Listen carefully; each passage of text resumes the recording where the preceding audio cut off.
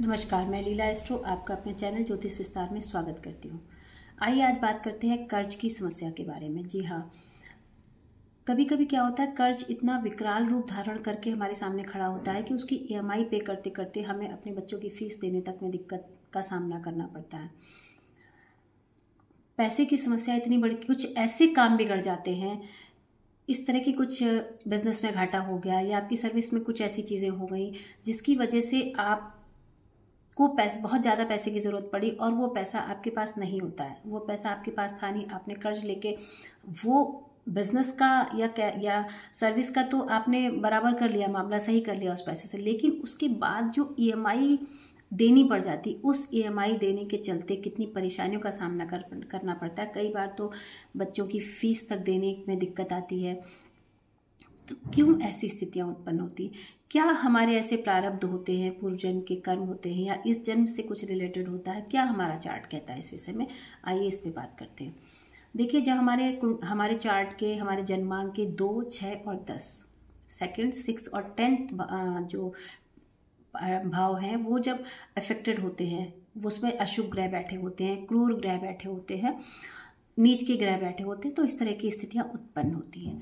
जैसे for example Rahu second house में बैठे होते हैं, चूंकि दूसरा भाव जो होता है वो हमारा वाणी भाव होता है, हमारे घर का भाव होता है, तो हमारे धन का भाव होता है। तो जब यहाँ राहु देव बैठ जाते हैं तो वो एक राक्षस है, उनकी प्रकृति है, उनका नेचर है।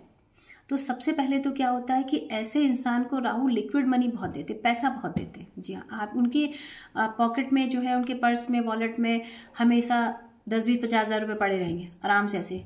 लेकिन उनकी शो ऑफ की आदत बहुत होती है, राहु शो ऑफ की आदत भी बहुत देता है, जिसके चलते भी चीज़ें खराब होती। और पैसा तो बहुत देता है, लेकिन सारा पैसा यूजलेस, बेकार में खर्च होता है, क्योंकि राहु सेकंड हाउस में है, वो हमारा धन भाव है, वाणी भाव है। तो वाणी ऐसी देता है कि आप सड़क चलते लोगों से उलझ जाएंगे और आपके झगड़े होंगे, उसमें फिर उन झगड़ों को सही करने में, सुलटाने में आपका पैसा खर्च होगा। आपको जो है ड्रिंकिंग की आदत होगी, आपको मसाला गुटखा की आदत होगी, उसमें आपका पैसा जाएगा। और इनके साथ अगर शनि माह राहु शनि का कॉम्बो हो गया, या शनि कहीं त्रिकोण में बैठ गए, तो फिर तो कहने क्या, जो आपके झगड़े हैं वो कोर्ट तक जाएंगे, पुलिस कोर्ट तक जाएंगे, उसमें आपका पैसा खर्च होगा। मतलब राहु सेकंड हाउस में पैसा देता है तो पैसा खर्च भी जो है वो फालतू में होता है। वो पैसा जब आपको ज़रूरत पड़ेगी, जब आपको किसी लीगल काम की ज़रूरत पड़ेगी, तो आपके पास पैसा नहीं होगा। जी हाँ, उस टाइम आपको कर्ज ही लेना पड़ेगा, और कर्ज से ही आपको अपनी लीगल ज़रूरतें पूरी करनी होंगी, आपने चाहे जितना भी कमाया हो। और इसमें अगर कहीं मंगल देव भी नीच के हो गए, आपकी कुंडली में मंगल भी खराब हो गए, बद हो गए, नीच के हो गए, वीक हो गए, फिर तो कहने ही क्या। जी हाँ, फिर तो कहने ही क्या। तो राहु कहीं भी चार्ट में किसी भी जगह बैठे हो, आपके जिस हाउस में बैठे होंगे, उस हाउस से संबंधित दिक्कतें आपको जीवन में आएंगी ही आएंगी। जी हाँ, ये उनका एक नेचर है। आपको हो सकता मनी दे दें, लेकिन उसके बदले में आपको अदर प्रॉब्लम्स इतनी ज़्यादा देंगे कि आपको वो पैसा भी अच्छा नहीं लगेगा। जी हाँ, कहते नहीं कि तिजोरियाँ भरी पड़ी हैं, लेकिन शरीर में बीमारी ऐसी है कि हम कायदे से अपने मन का खाना नहीं खा सकते हैं। इस तरह की स्थितियाँ भी देते हैं। तो चलिए, आज तो हम कर्ज की बात कर रहे हैं। तो कर्ज इस तरह से जीवन में आता है। तो राहु क्या है? राहु हाथी है और मंगल महावत है। तो राहु को ठीक करने के लिए मंगल का अच्छा होना बहुत ज़रूरी होता है, क्योंकि जब महावत ताकतवर होगा तभी वो हाथी को कायदे से लाइन पे लेके चल पाएगा। तो हमें अपने चार्ट में मंगल को मजबूत करना होता है। जिनका मंगल अच्छा है, उनके राहु जो है उनको कभी भी बहुत पैसा देते हैं, लेकिन वो पैसे को यूजलेस नहीं बना पाते, कि मतलब वो पैसा आपके लीगल काम में ही आपके काम में आएगा, इलीगली खर्च नहीं होने देंगे। लेकिन जिनके चार्ट में मंगल कमज़ोर होते हैं, मंगल वीक होते हैं, मंगल बद होते हैं, उनके लिए दिक्कतें बहुत बढ़ जाती हैं। तो देखिए, हमारे पुराने समय से क्या होता है, हमारे यहाँ हनुमान जी के मंदिर बहुत ज़्यादा है। हनुमान जी की सेवा का विधान बनाया गया है। हनुमान चालीसा हर किसी को पढ़ने के लिए कहा गया है, क्योंकि हमारे पूर्वज जानते थे कि मंगल हमारे चार्ट में अच्छा होना कितना ज़रूरी है। मंगल मेहनत के कारक होते हैं, हम मेहनत कर पाते हैं। पहलवानी लोग करते थे ना पहले, तो भी मंगल से जुड़े हुए थे। तो इसीलिए हनुमान जी के मंदिर बहुत ज़्यादा हैं। तो क्या हमें अपने मंगल को मजबूत करना पड़ेगा। अगर कर्ज की समस्या आपके सामने बहुत ज़्यादा है तो आपको अपने मंगल को मजबूत करना पड़ेगा। जी हाँ, तो आप क्या है, मंगलवार का व्रत उठा लीजिए। मंगल या शनि किसी भी दिन आप मंदिर जाइए और एक रेमेडी, हनुमान जी के मंदिर में आप मीठा चढ़ा के बाहर जो लोग बैठे हैं उनको बांट दीजिए। वहाँ पे सुंदरकांड कर सकते हैं तो बहुत अच्छी बात है, नहीं तो हनुमान चालीसा छोटा सा है उसको कर लीजिए, बजरंग बाण कर लीजिए, हनुमान अष्टक कर लीजिए, कुछ भी वहाँ कीजिए।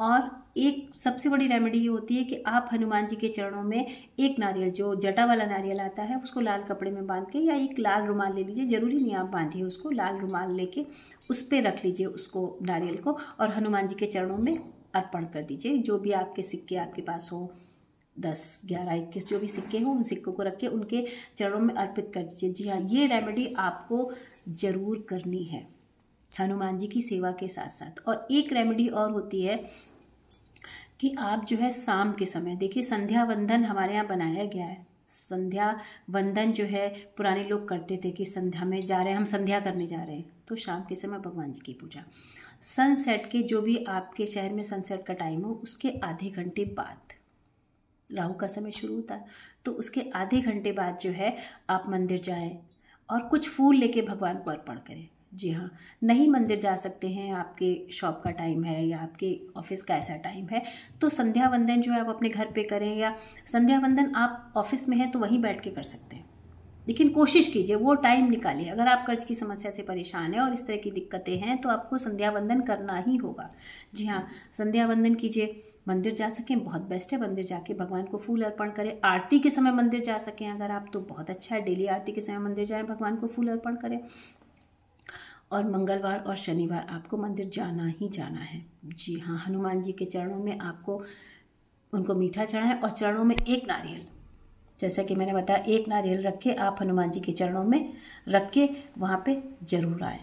जी हाँ, आपको ये काम करना ही होगा अगर आप कर्ज की समस्या से परेशान हैं, क्योंकि 2, 6, 10 जब हमारे डिस्टर्ब होते हैं तो हमें कर्ज की समस्या होती है कोई भी। और आपके चार्ट में एक मंगल ही बहुत अच्छे होंगे। जी हाँ, अगर आपके चार्ट में मंगल बहुत अच्छे होंगे तो आपको मतलब आपके बहुत से ग्रह ठीक हो जाएंगे, क्योंकि मंगल क्या है, हमारे शरीर में हमारे खून का कारक है।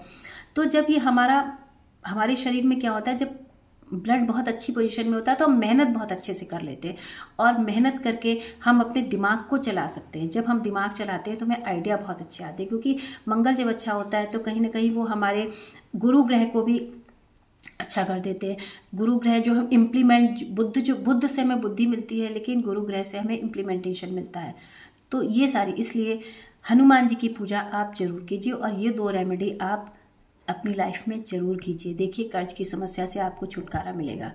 और अगर आपके बच्चे अभी छोटे हैं, आप उनके बारे में नहीं जानते हैं, तो आप मुझसे मिल सकते हैं और मेरा नंबर डिस्क्रिप्शन में रहता है, तो आप छोटा सा शुल्क पे करके आप जो अपने चार्ट का एनालिसिस करवा सकते हैं और भविष्य में आने वाले इस तरह की परेशानियों से, जहां आपको घुटन भरा माहौल मिलेगा, इस तरह की परेशानियों से काफ़ी हद तक बच सकते हैं। नमस्कार।